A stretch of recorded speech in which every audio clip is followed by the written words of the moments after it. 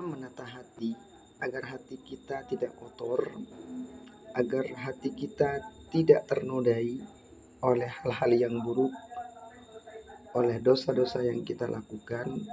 Yang pertama adalah jaga lisan kita.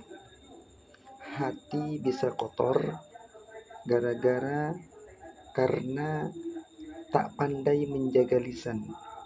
Lisan ini salah satu anggota tubuh yang dapat mengotori hati kita. Jika kita tidak pandai menjaga lisan ini, maka cenderung kita ini menjadi orang-orang yang tidak selamat. Karena kata Nabi disebutkan salamatul insan fi hifdzil lisan. Selamatnya manusia ini tergantung bagaimana ia pandai menjaga lisannya. Kalau apa yang ia ucapkan, sebelum kita mengucapkan kalimat yang keluar dari lisan kita, kita berpikir dulu, pantaskah ungkapan ini dikeluarkan dari lidah kita? Kira-kira kalimat yang dilontarkan ini mengandung kebaikankah? Atau kalimat ini ada unsur kebencian kepada orang lain? Ia selalu muhasabah terlebih dahulu.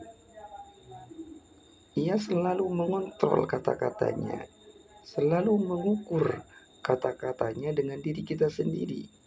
Karena ia tahu kalau kita disakiti oleh orang lain, kita sakit. Maka begitu juga ketika kita menyakiti orang lain, mengeluarkan kata-kata yang buruk sampai dia membuat sakit hati, maka jangan kita lontarkan kata-kata itu.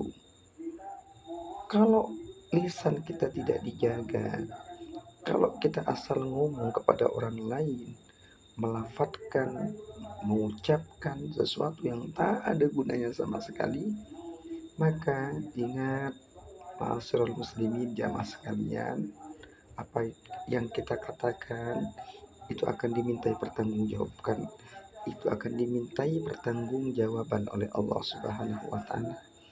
Jangan asal ngomong. Kalau tidak dapat berkata dengan baik, mendingan lebih baik diam itu selamat. Kalau kita tidak bisa mengatakan hal-hal yang baik dalam kehidupan kita, kemudian apa yang harus kita jaga lagi? Yang harus kita jaga lagi adalah kedua mata. Jaga pandangan kedua mata ini, karena rusaknya hati adalah bergantung kepada bagaimana apa yang kita lihat. Apakah yang kita lihat hal-hal yang diharamkan oleh Allah setiap hari, maka ini akan menimbulkan kotornya hati. Jika hati sudah kotor, maka dia akan berani melakukan yang dilarang oleh Allah Subhanahu wa taala.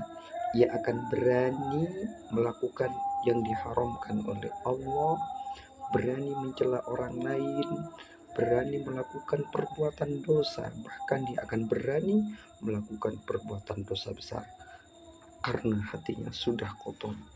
Kalau hatinya sudah kotor, maka cahaya Allah tidak akan masuk ke dalam hati nurani kita yang paling dalam. Kemudian yang nomor 3, jaga telinga kita. Dengarkan yang baik-baik, karena apa yang kita dengarkan ini akan dapat memberikan pengaruh yang positif. Jika kita mendengarkan sesuatu yang membuat kita lalai kepada Allah Subhanahu wa taala, itu akan dapat mengotori hati kita. Kalau telinga kita tidak mendengarkan kalam, kalau telinga kita tidak mendengarkan, tidak pernah mendengarkan tausiah-tausiah dari para alim ulama, tausiah orang bijak, maka hati kita akan menjadi rusak, hati kita akan menjadi keras. Karena jika manusia selama 40 hari tidak pernah mendengarkan nasihat para ulama, maka dalam satu keterangan, maka hati kita akan menjadi keras. Kalau hati sudah menjadi keras, maka tidak akan dibukakan pintu hidayah oleh Allah untuk melakukan kebaikan. Maka kebaikan akan nampak baginya keburukan, dan keburukan itu akan tampak kebaikan. Keburukan, dia mudah untuk melakukan kebaikan, dia mudah untuk melakukan keburukan. Tapi kalau hati sudah kotor, maka dia dipersulit oleh Allah Subhanahu wa Ta'ala untuk melangkahkan kakinya untuk berbuat kebaikan.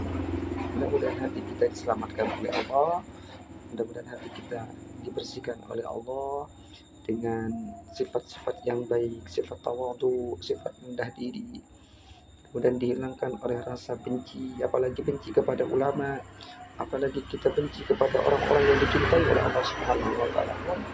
Mudah-mudahan kita semuanya, hati kita oleh Allah Subhanahu wa Ta'ala ditautkan oleh Allah, ditautkan hati kita ke tempat-tempat kebaikan, ke tempat-tempat yang dimuliakan oleh Allah Subhanahu wa Ta'ala. Ditautkan hati kita ke majlis ta'lim, ditautkan hati kita ke masjid, ditautkan hati kita ke lembaga pendidikan dan semuanya. Amin amin ya rabbal alamin. Wallahu a'lam bishawab.